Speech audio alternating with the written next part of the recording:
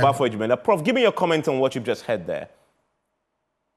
Well, first of all, let me commend my very good friend, Dr. Brampa, for the great work that they're doing there. Just as under the previous government, I think those guys also put together a very solid document.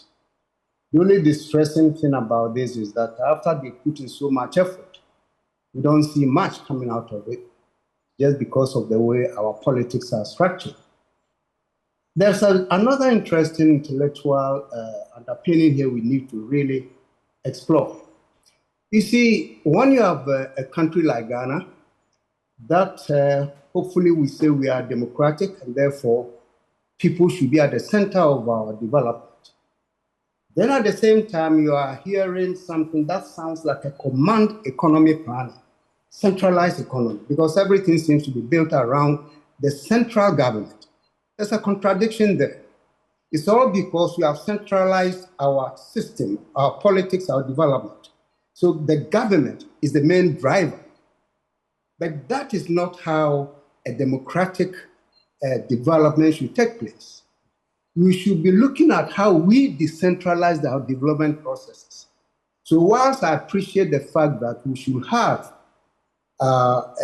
development planning for the nation, I think we should also be seriously considering, at the same time, having a decentralized political system that will enable development in the country to be driven more at the community or the district level. Don't we already have that, as seen through our local government structures?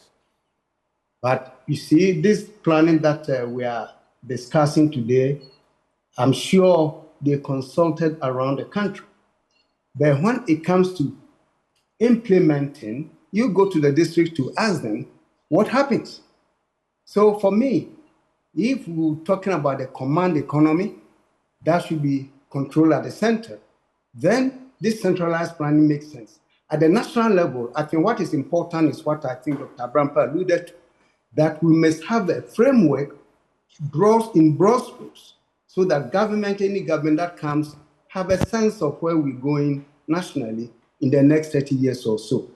That is different from getting the districts to identify their needs, their priorities, and working at that level with the support from central government for it to be driven at the district level.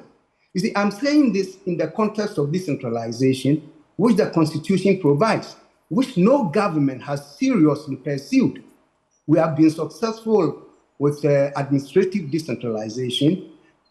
We have not been successful with political decentralization as well as fiscal decentralization. So everything is commanded at the center. And that has been one of the main drawbacks in our development processes.